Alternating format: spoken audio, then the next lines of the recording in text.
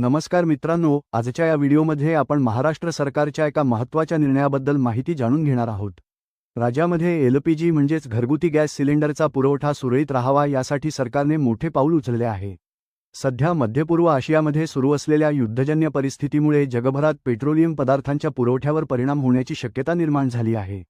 ही परिस्थिती लक्षात घेऊन महाराष्ट्र शासनाच्या अन्न, नागरी पुरवठा व ग्राहक संरक्षण विभागाने 13 मार्च 2026 रोजी एक महत्त्वाचे परिपत्रक जारी केले आहे। या परिपत्रकानुसार राज्यभरात एलपीजी गॅसचा पुरवठा व्यवस्थित आणि सुरळीत राहावा यासाठी विविध उपाययोजना करण्याचे निर्देश देण्यात आले आहेत। या व्हिडिओमध्ये आपण जाणून घेणार आहोत की सरकारने नेमके कोणते आदेश दिले आहेत, गॅस टंचाई टाळण्यासाठी कोणते उपाय केले आहेत, कोणत्या संस्थांना प्राधान्याने गॅस पुरवठा केला जाणार आहे आणि गॅस वितरणाबाबत काही तक्रार असल्यास ती कशी करायची। त्यामुळे ही संपूर्ण माहिती जाणून घेण्यासाठी हा व्हिडिओ शेवटपर्यंत नक्की पहा। या आदेशानुसार राज्यभरात एलपीजी गॅस पुरवठ्यावर लक्ष ठेवण्यासाठी विशेष समित्या स्थापन करण्याचे निर्देश देण्यात आले आहेत। या समित्या जिल्हास्तरावर तसेच मुंबई महानगर क्षेत्रामध्ये स्थापन करण्यात येणार आहेत। जिल्हास्तरीय समितीमध्ये जिल्हाधिकारी हे अध्यक्ष असतील, तर पोलीस अधीक्षक किंवा पोलीस आयुक्त सदस्य सचिव म्हणून काम पाहतील। याशिवाय जिल्हा पुरवठा अधिकारी, संबंधित महानगरपालिकेचे आयुक्त किंवा त्यांचे प्रतिनिधी, नगरपालिकांचे मुख्याधिकारी, तेल कंपन्यांचे प्रतिनिधी, गॅस वितरण एजन्सीचे प्रतिनिधी आणि आवश्यकतेनुसार इतर संबंधित अधिकारी देखील या समितीमध्ये सदस्य म्हणून असतील। याचप्रमाणे मुंबई महानगर क्षेत्रामध्ये देखील स्वतंत्र विशेष समिती स्थापन केली जाणार आहे। या समितीमध्ये नियंत्रण, शिधावाटप व संचालक, नागरी पुरवठा हे अध्यक्ष असतील, पोलीस सह आयुक्त सदस्य असतील, तसेच महानगरपालिका आयुक्त किंवा त्यांचे प्रतिनिधी, उपनियंत्रक, रेशनिंग सदस्य सचिव म्हणून काम पाहतील। त्याचबरोबर तेल कंपन्यांचे प्रतिनिधी आणि गॅस वितरण एजन्सीचे प्रतिनिधी देखील या समितीमध्ये सहभागी असतील। जर काही अधिकारी प्रत्यक्ष बैठकीस उपस्थित राहू शकत नसतील तर त्यांना व्हिडिओ कॉन्फरन्सिंगद्वारे बैठकीमध्ये सहभागी होण्याची परवानगी देखील देण्यात आली आहे। या विशेष समित्यांचे काम म्हणजे राज्यातील एलपीजी गॅस पुरवठा साखळीवर सतत देखरेख ठेवणे आणि वितरण व्यवस्थेचा नियमित आढावा घेणे हे आहे। याशिवाय गॅस वितरणामध्ये काही अडचणी निर्माण झाल्यास त्या तात्काळ दूर करणे, जिल्ह्यातील कायदा व सुव्यवस्था राखणे आणि नागरिकांना घरगुती गॅसचा पुरवठा सुरळीत मिळत आहे की नाही याची खात्री करणे हे देखील या समितीचे महत्त्वाचे काम असेल।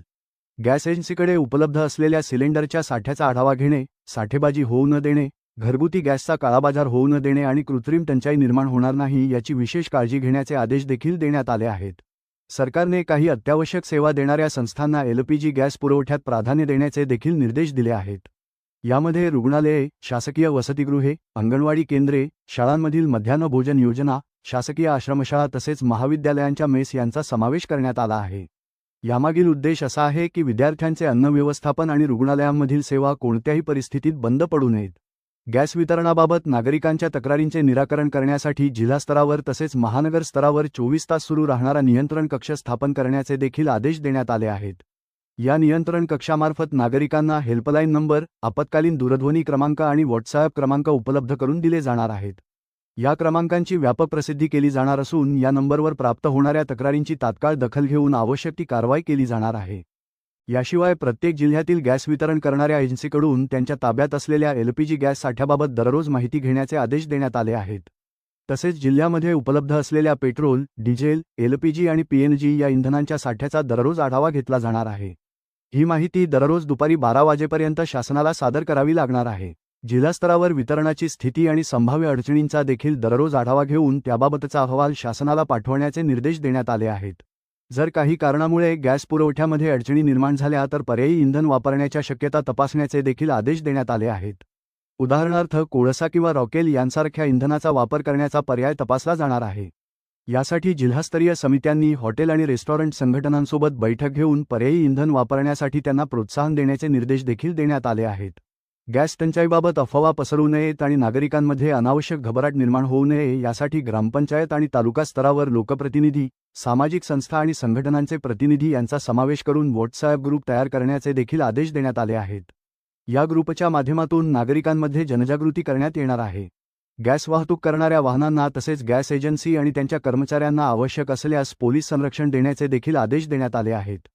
तसेच जर कोणी घरगुती गॅसचा अवैध वापर करताना आढळला, गॅसची साठेबाजी करताना पकडला गेला किंवा काळाबाजार करताना आढळला तर त्याच्यावर जीवनावश्यक वस्तू अधिनियम 1955 अंतर्गत कठोर कारवाई करण्यात येणार असल्याचे स्पष्टपणे सांगण्यात आले आहे। घरगुती एलपीजी गॅस सिलेंडर ही नागरिकांसाठी अत्यावश्यक सेवा असल्यामुळे या सर्व सूचनांचे काटेकोरपणे पालन करण्याचे आदेश शासनाने दिले आहेत। तसेच ही परिस्थिती सामान्य होईपर्यंत हे परिपत्रक लागू राहणार असल्याचे देखील सांगण्यात आले आहे.